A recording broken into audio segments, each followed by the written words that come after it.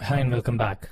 In our previous tutorial we saw how to write a simple JSP and write some Java code in it. This kind of script tags and Java code inside script tags sometimes throw people off. We know that in Java everything is a class. So if you're a Java veteran and you're new to JSPs, you might ask, what's happening here? Where is the class? There are a couple of experiments that we can conduct to understand this in a bit more detail. Let me do one small change here first. We have a method here inside the definition tag that I had explained earlier. What happens if I take this method and I'd remove that out and then I put it inside this tag itself? So this is a simple script tag. It's not inside a method definition tag. Now what happens? And you already see that Eclipse is throwing me an error, but I'll ignore it and press save. Let me try refreshing. There you go. We have an exception. And the exception is returned as a status 500, which makes sense. This is how the web application handles it. Now look at the error here. It says this syntax on token pin brace is not expected, a semicolon is expected. So this is commonly found when you cannot define a method. So it's complaining that it cannot have a method definition here. It's having a problem with this open brace. Now, okay, now this is one thing. Let me revert this back to how it was before. Yeah, so now we have this again. Now let's make sure that everything is fine. Yes, everything is back to how it was before. Now, there's one other thing that I can do here, and we'll first do that and we'll try to analyze how that works. Now, let me open up a new script tag. Again, I can open up as many of these as I want. I'll write a for loop here.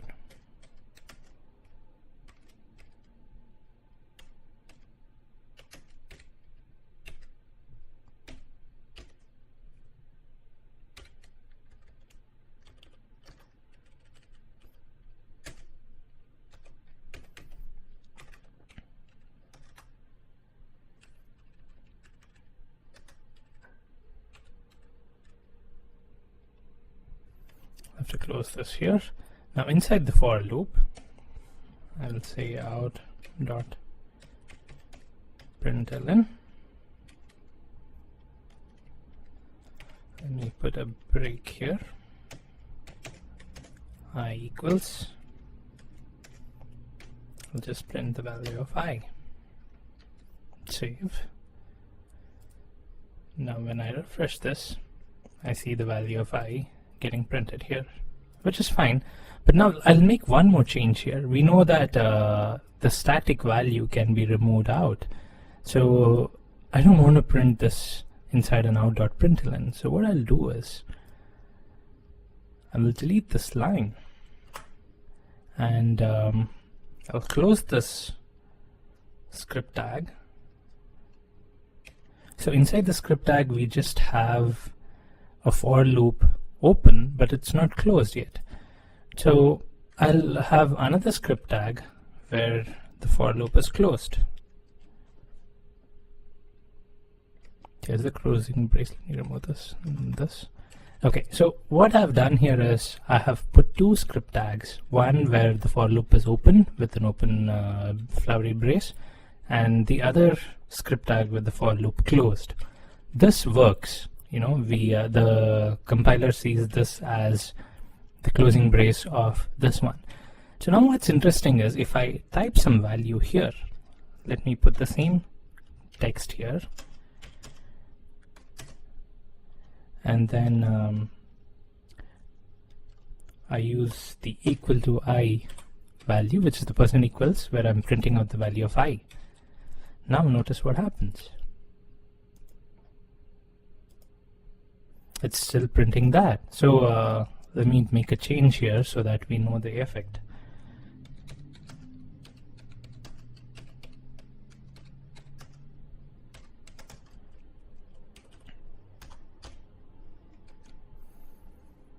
Okay. There you go. So this is interesting. We have a script tag and we have Java code inside it. And now we have a simple HTML text. We also have this print where we are printing on the value here, but the Java code to close this for loop, which is this closing brace, is inside a different script tag. And the text in between these two script tags are getting executed as if it were a part of this Java code. So to explain these two behaviors, the first behavior is you cannot have methods inside these script tags, and the second behavior is you can have text in between script tags, and then they are actually treated as if they are a part of the Java code and the script itself. In order to explain these two behaviors, let me explain how the JSP actually works. Well, if you haven't guessed it already, it's the way it works is this JSP is actually converted to a class.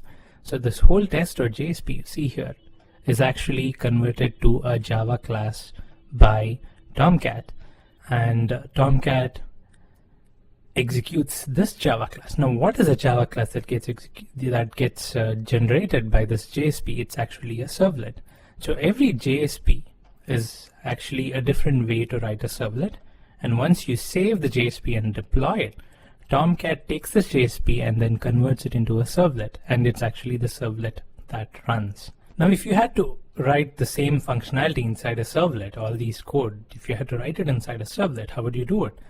You would write all these inside a doGet method, obviously, because we are using a get method here, because we are not passing any values and it's not a post, so the default value is a get method.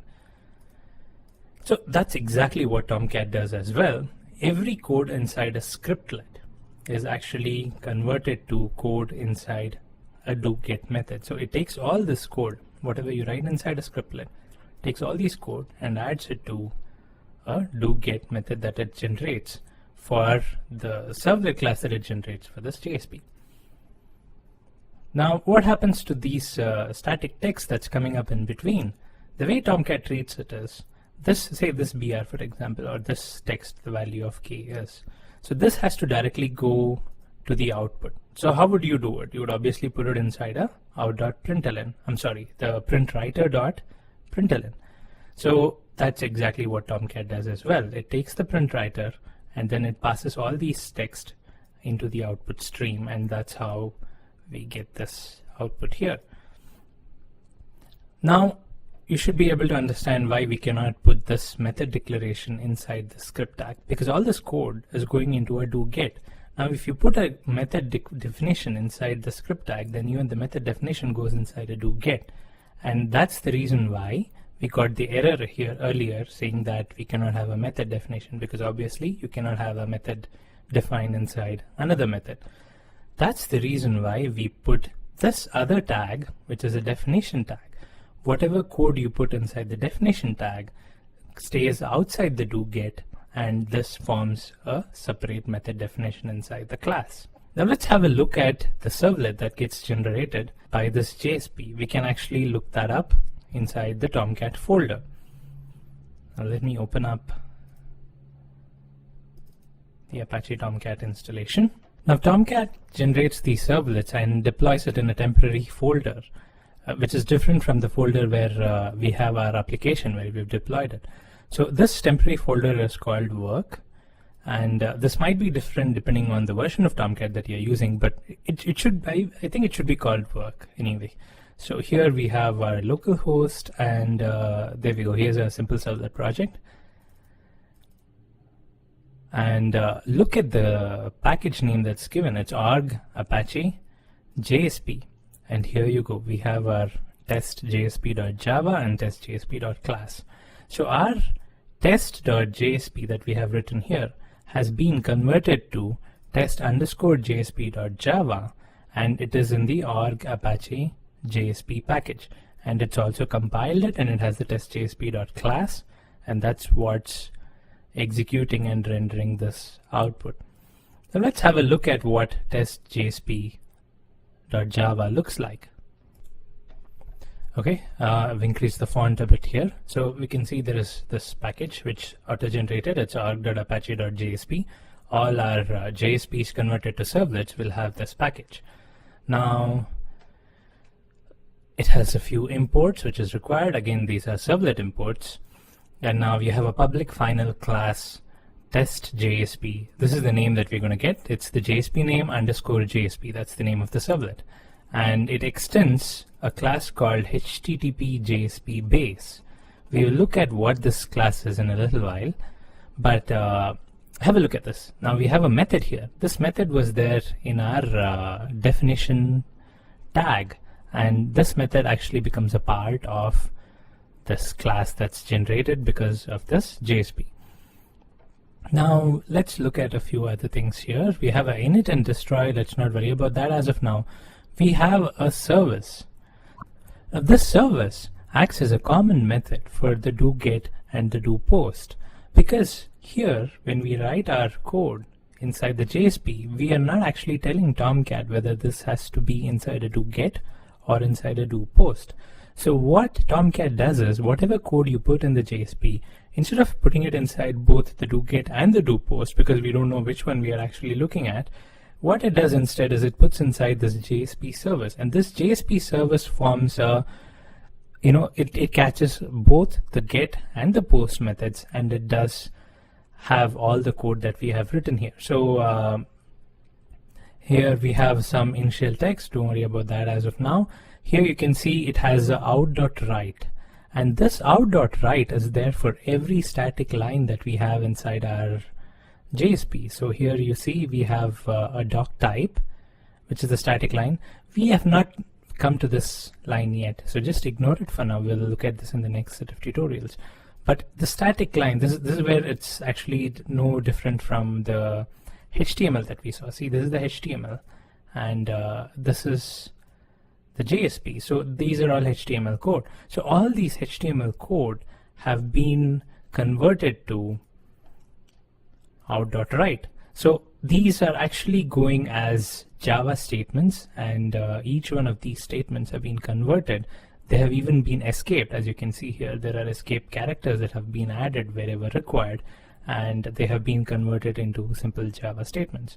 Now the non-static code here, now after all this code, and of course the definition we have already seen, now after all this code, here is this where the script starts. So these script statements are actually converted into direct statements inside the method, which is obvious because we want these to run.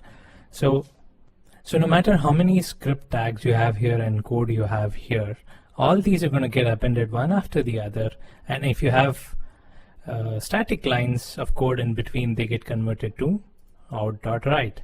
So this actually explains the other question that we had: how does this for loop work? So the way the for loop works is, this script tag gets directly converted to one line of code inside the method, which is a for loop initiation. This static code, this one, gets converted to out.write. So as you can see here, all this gets converted to out.write. And then when we are actually printing out this value of I, so it just has to print out the value of I. So here you go, it just does out.print of I, and then the remaining code, and then it catches, and then it has the closing brace for this for loop. So you have a few catch and finally blocks of code also, but let's not worry about that for now. So to get an overall idea, what's happening here is static code is being converted to out.write. The definition is being converted to methods inside the class, and then all these executable pieces of code inside the script tags are actually converted to code inside the service method, which gets executed on get and post.